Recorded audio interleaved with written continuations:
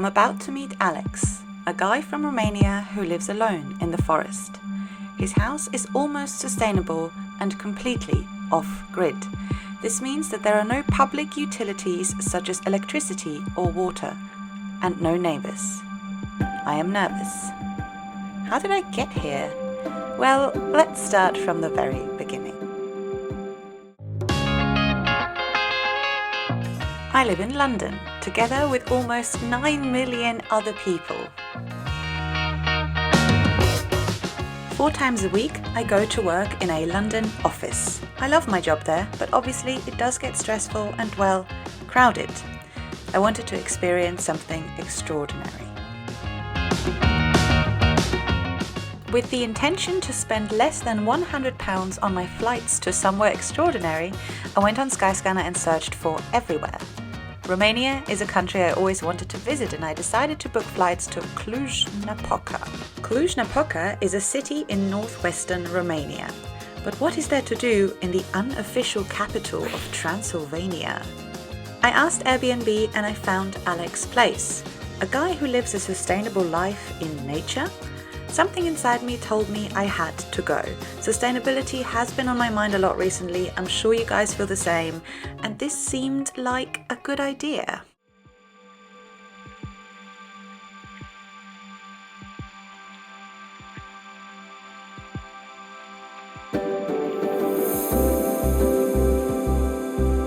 I've just driven about half an hour from Cluj-Napoca to a little village called Șadu. I just had to stop. So you can see this red pin on the top left. This is where I have to go, and I think I'm like here somewhere at the moment.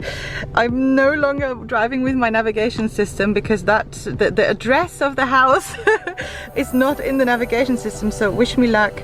I'm basically driving by this screenshot sent by Alex. Ooh. At this point, I should probably mention that Alex offered to pick me up from the airport, but having my own car just felt that extra little bit safer to me. I wanted an adventure. I'm getting an adventure, I tell you that much. I'm gonna stop again just to be sure. There he is!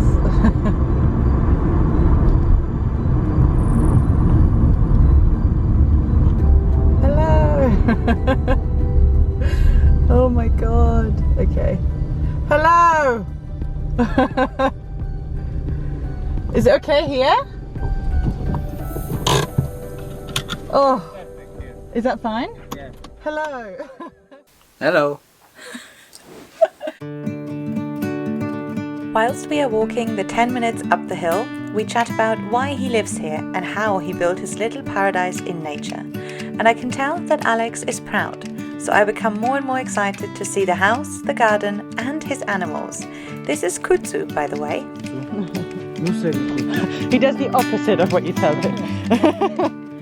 At this point, I feel a little overwhelmed by everything I am seeing, and I just hope that Alex understands.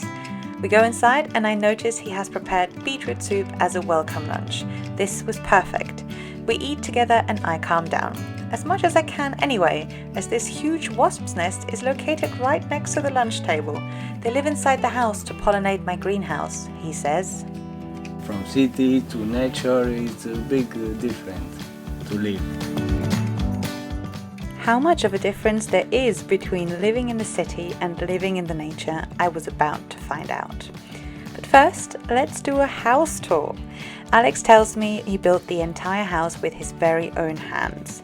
This is very important to him, and he mentions to me many times that he used no machines. The house is built on an earth bag foundation and then sealed with cob, which is an all-natural building material, also used for ovens, and it is meant to last forever. Tinted window glass done right. All these bottles that you can see here are wine or beer bottles which Alex once drank, and I have to say this was a pretty cool idea. And in case you are wondering, Alex does not make his own wine yet. It is one of his many dreams that he has in order to become fully sustainable. This is the kitchen. This is where Alex cooks for his Airbnb guests and obviously for himself. Water comes from a spring, which we are going to explore tomorrow, and gas comes from a gas can for now. My absolute favorite thing about the kitchen at this point was that obviously you can just throw leftover food waste directly into the greenhouse. And now I am sure you are all wondering what my bedroom looked like for the next 2 nights. This room is also rentable on Airbnb, by the way, the link is below. Hang on a minute, I feel it is time to introduce another member of the family. This is Sasha, Alex's other dog. He says he has her for fun and protection. With me, she wasn't the cuddliest dog, but she loves nothing more than sticks. I think I threw about 100 sticks over the whole weekend, and yes, I have to say, I did feel safer with her around, especially during the night. Ready?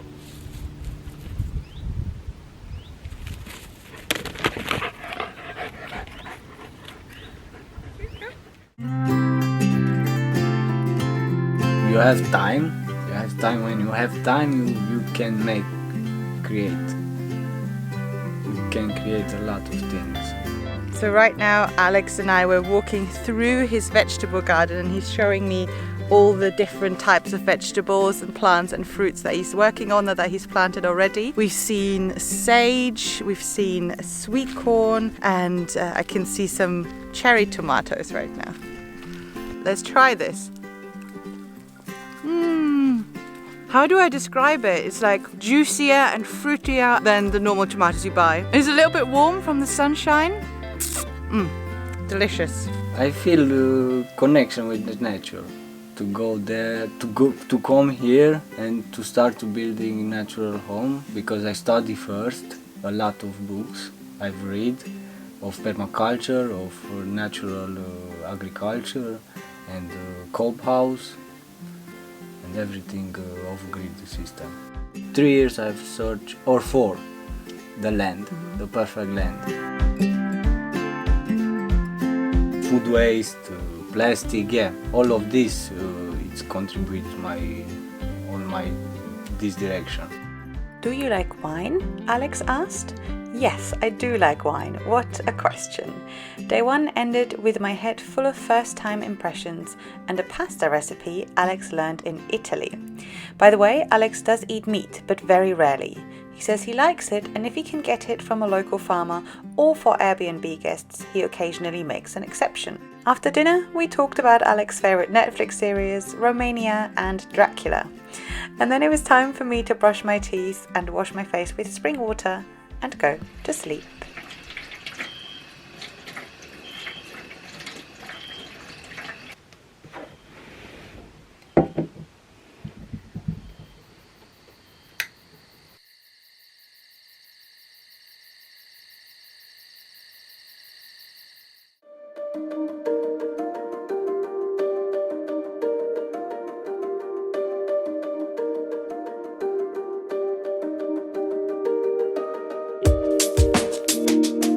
Hey guys, so I am about to shower for the first time.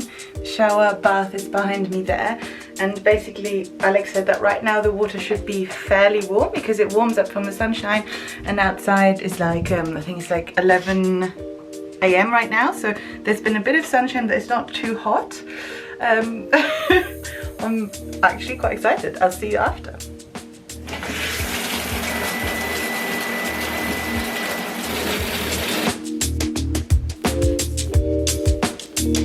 All fresh and ready to go. It was awesome. I tried to keep shower time to a minimum obviously, but the temperature was almost too hot, which is crazy. So I mean, it's 30 degrees outside, so I guess that does make sense. And now it's time for breakfast. I can smell some eggs. So what now follows is the story of Alex's chicken murder mystery. The eggs that you just saw are from the local village and not from his own chickens. Because what basically happened, Alex tells me casually over breakfast, is that he used to have chickens and pigs, and when left alone, the pigs would eat the chickens. So he felt sad and decided to stop having either of them, and hasn't built the courage since to get new chickens. Do you guys believe this story? And also, what do you think of this amazing looking breakfast? Comment below.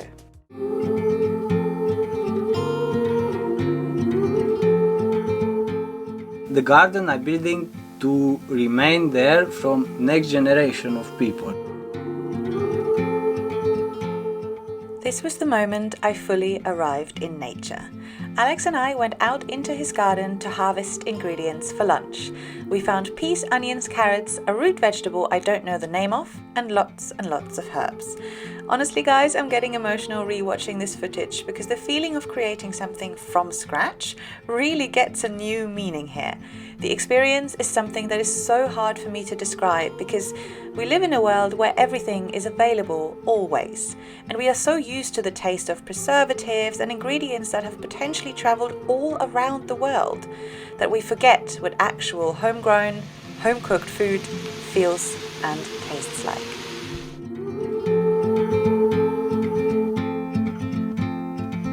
Live taste test in the wild. Here we go.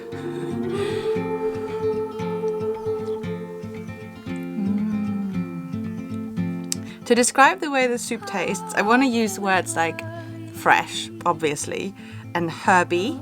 And it does weirdly remind me of a recipe that my grandmother used to make. It tastes summery and springy. So I don't want to say this is a winter soup. For me, this is definitely a summer soup.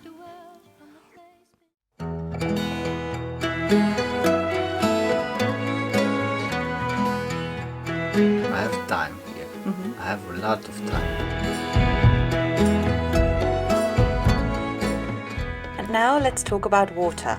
I mentioned before that water here comes from a spring and that it is heated by the sun. But how exactly does that work? In order to find that out, we had to go on a little walk. I know we won't be late. So we're just walking to the spring and I'm wearing Converse. So I'm not gonna lie, it's not that easy, but we are almost there. I know I do. The spring is about a 15-minute walk away from the house. It is a little higher than the house, so natural pressure helps to transport the water all the way to the kitchen sink via a tube. And now I come home. Water is magic, you know. It's for me. It's wow. It's so special. I'm still And this is the natural boiler. The tube is black on purpose because that means when water runs through it, it heats instantly. Okay, and whilst we're talking about water, this is the toilet, and there is no water used for the toilet because it is completely dry. This means you do your bits and then you cover them with natural materials such as wood shavings. When full, you throw it in the forest, and then composting happens. Was it weird? Yes, but really only for the very first time. Alex also has 2 cats, Tsitsi 1 and Tsitsi 2. He says he calls all his cats like that. They were both extremely cute and friendly and kind, and if I wasn't such a wuss and always worried about flea bites, I probably would have taken them to bed.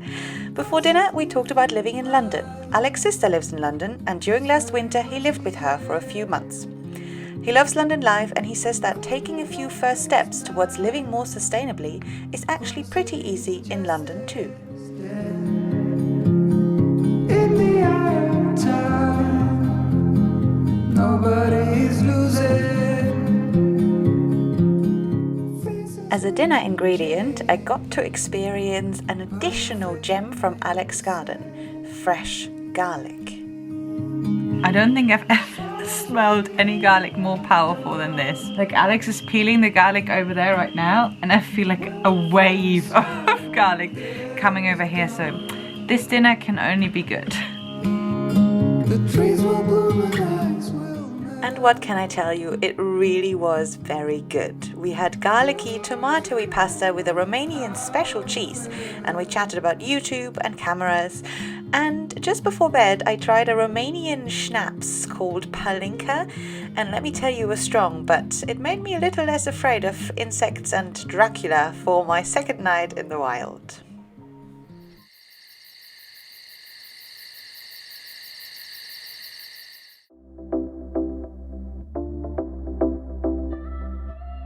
It was time for me to head off to the airport soon.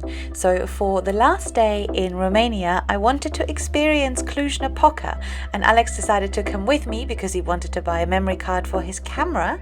So we explored this really cool city for a little while, and I'm not gonna lie, I didn't probably expect as much as I found. I found cool young people eating or drinking coffee in trendy coffee shops. I found vegan food places. In general, just a really good positive vibe and obviously amazing weather.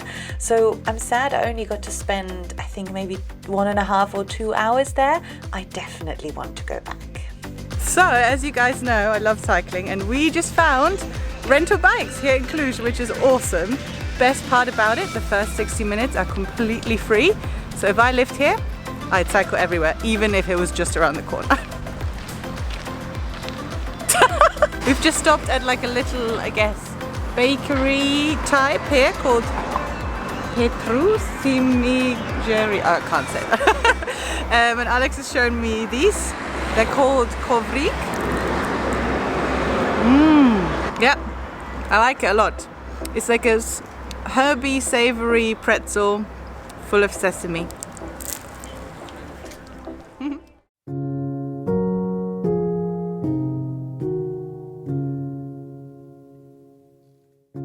I made a friend and I learned a lot. This weekend really was something extraordinary.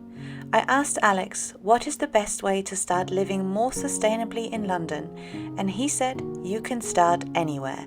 You can try to buy more fruit and vegetables from local shops and farmers, or you can simply start growing some herbs in your London flat. I hope this video inspired you, and if you want me to make more videos like this, please let me know in the comments down below, and don't forget to give this video a thumbs up. All the links that you need are down below. Thank you so much for watching, and I will see you guys very soon on my next adventure.